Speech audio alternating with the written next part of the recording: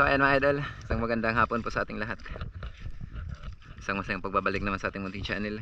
Bali muli tayong mamamana. Bali babalikan natin yung pinamanahan natin nung last upload natin sa may barangay Kanhaway saka barangay Bugas. Bali tatawid ulit tayo. Medyo malaki yung hibas ngayon. Bali solo dive ulit tayo. Si Idol GP di pa makasisid, di pa tuluyang gumagaling. Kaya mga idol, natabay na lang kung ano yung mahuli natin. Sana maging isang mapagpalang araw po sa ating lahat ito. Yan at maging safe yung dive natin. So, let's go mga idol.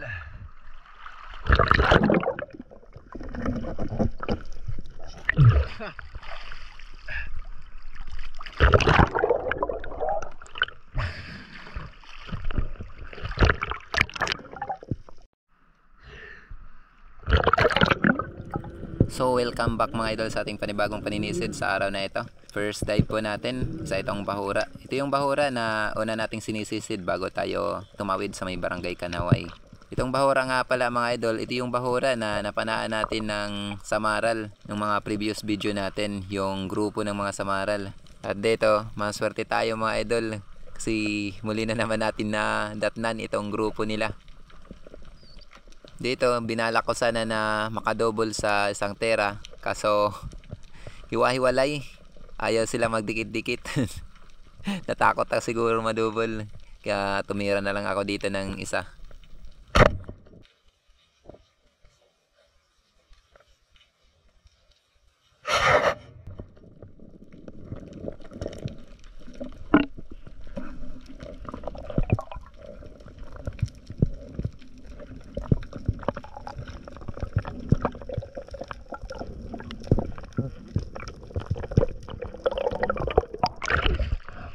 Salamat Lord. May laman na naman yung spot natin na napanahan natin dati ng Samaral.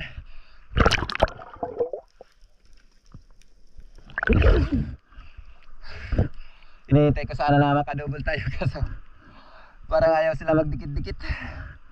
Salamat. Ay kalakihan na. Binamano natin, hindi pa tayo nakakatawid. Kabababa lang natin dito.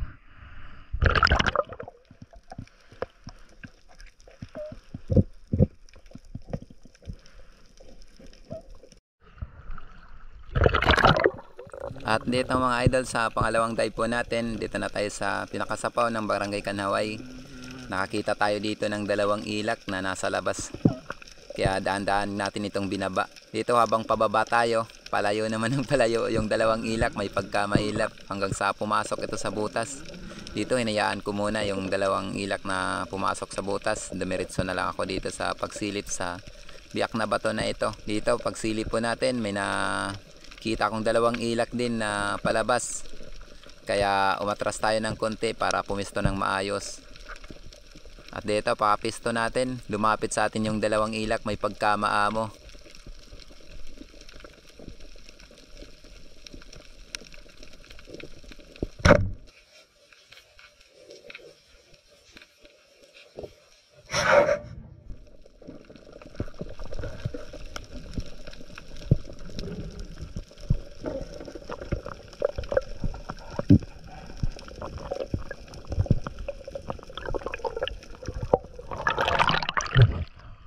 Salamat Lord. Karagdag tayo ng ilak.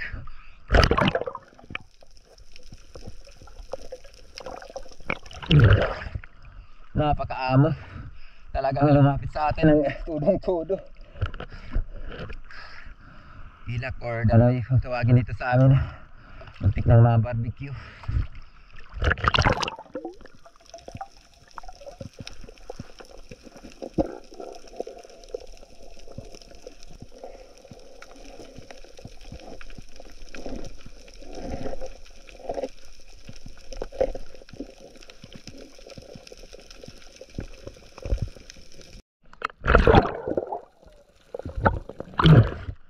Pasensya na kayo mga idol, hinapa na tayong ilak kaso hindi natin nakuha ng video.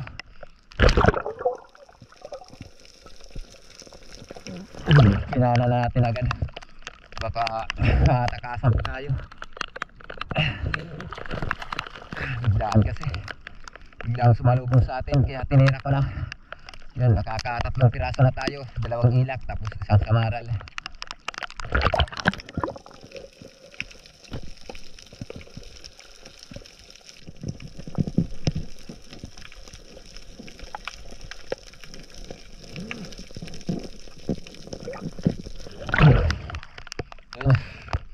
Grabe kanina yung ano, lakas ng ulan, saka kulog, kidlat.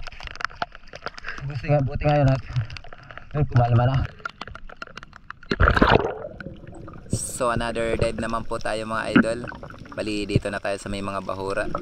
Bali itong bahura mga idol ay isa din dito sa mga magandang spot natin na nahulihan natin ng mga magandang klaseng isda. Dito daan-daan po tayong bumababa mga idol kasi ilang beses na ako ditong nabigo. Kahit na may laman na malaking isda, di ko napapana. Nakakagawa ko ng ingay, lalo na dito sa paghawak sa mga bato. Minsan parang nag-i-scratch, kakagawa ng tunog kaya kumakaripas yung mga isda. At dito pagsilip po natin, nakatiming tayo na may laman na isang malaking clover leaf, kaya ito po yung naging target natin.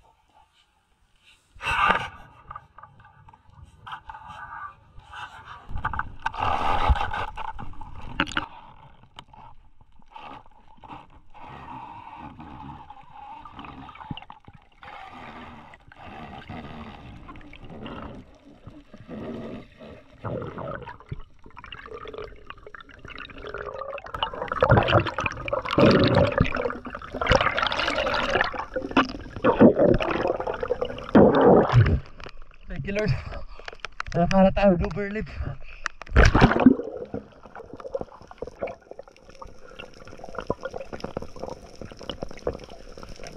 Salamat. Nakatimingan din natin.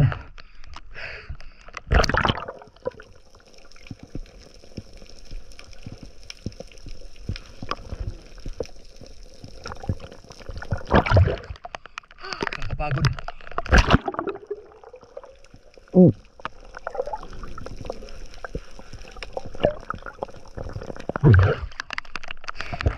Thank you, laki. Nakalaki na mga idol, clover leaf, utuwan kung tawagan dito sa amin.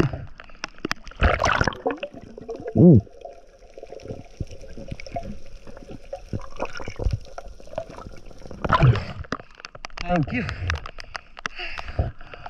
Laki. Salamat. Thank you.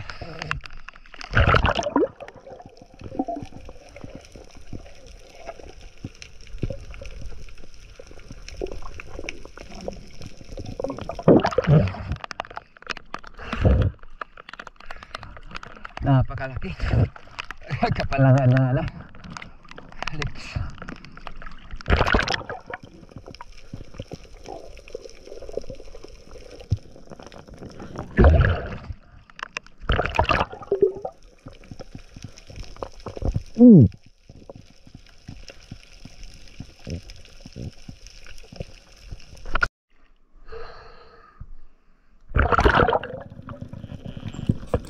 Dito sa dive natin ito mga idol, sobrang hapon na, talagang palubog na si Mr. Sun.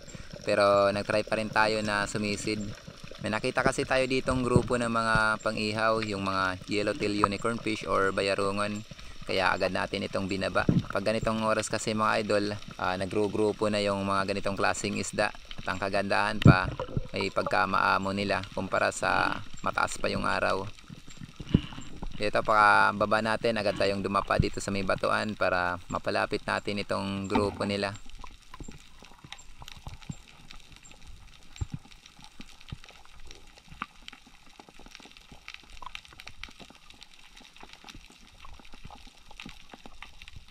At dito pagka close na ng gap, agad na natin tinira. Napataas nga lang yung tama, buti na lang sa may banda ulo tinamaan. Kaya nahawakan natin.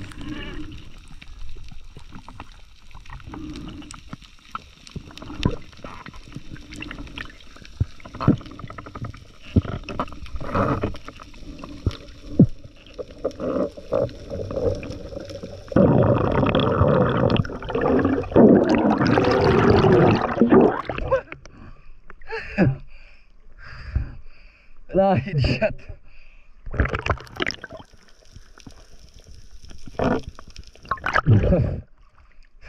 Napakataba nito.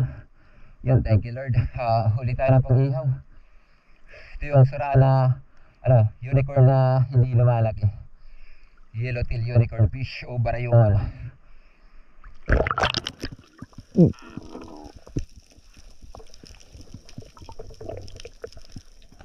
Salamat. Nakadagdag din tayo. Medyo madalang yung palain. Halubog na si Mr. Sun. Nakarimdag pa tayo ng pangihaw.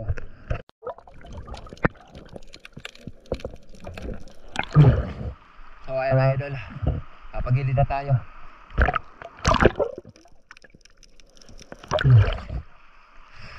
Salamat at nakahuli tayo ng malaking bloober lip. Palubog na si Mr. Sun.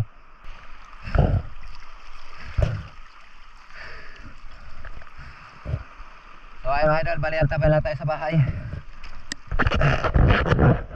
Kilawin natin kung nakailang kilo tayo. Salamat at makalaki na yung ano natin, bloober lip.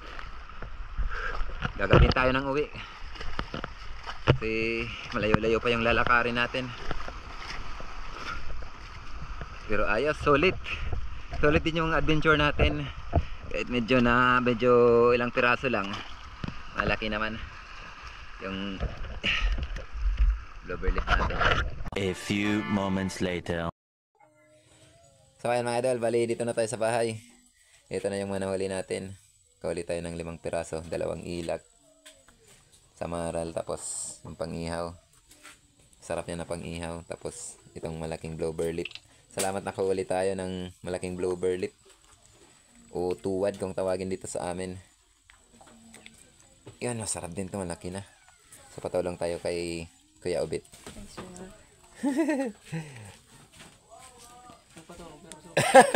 Nagpatulong ko na pero sinulo. Kaya naman. Pero pag kung di kinaya, patulong tayo kay Kuya Obit pag lagay sa timbangan. Ayan, may higit 4 na kilot kalahati. Salamat. Malaki na mga idol.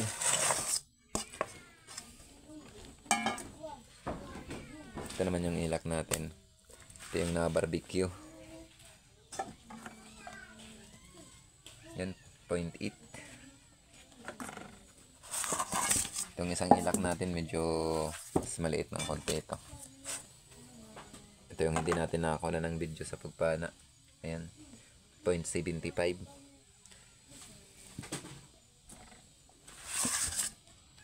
Ito naman yung samaral natin. Ito yung unang isda natin. Bala ko sana mag-double kaso nagalanganin ako. Alanganin yung pagkakadikit-dikit nila. Ayan. Malapit na magkalahating kilo. So try natin kilohin itong natin. Mga nahuli kung nakailang kilo tayo lahat.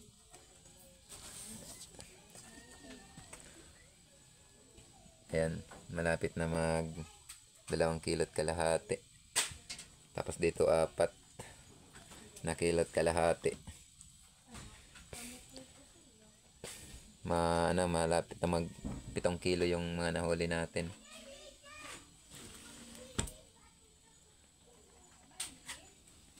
Ayos. Bali yung bibili nito mga idol kasi si tatay andun sa Giwan, may nilakad. Yung kapatid ko si ate yung kukuha nitong isda. So hintayin na lang natin mamaya.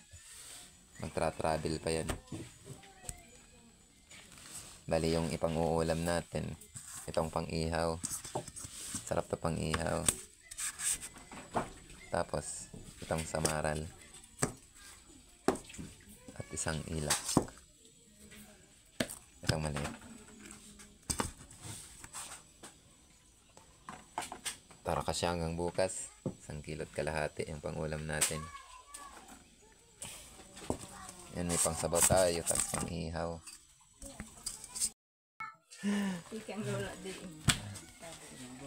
So mga idol, kiloin natin kung ilang kilo yung ipang-bebenta natin. Sama itong isang ilak. Ito na lang natin ilagay sa gilid. Ito? Ano na lang yan? 5.25 mga idol. 5.25 times 200 pang benta natin.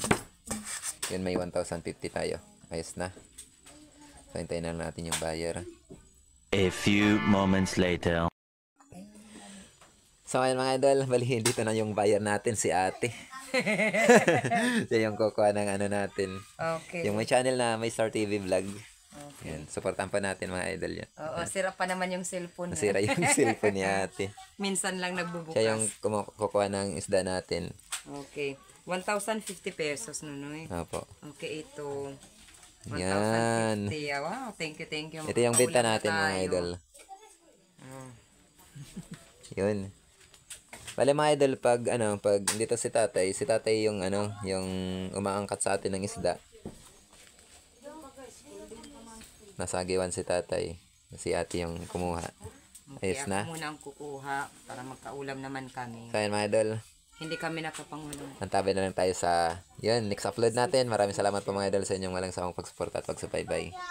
Ingat na lang po tayo lagi. Yan, God bless.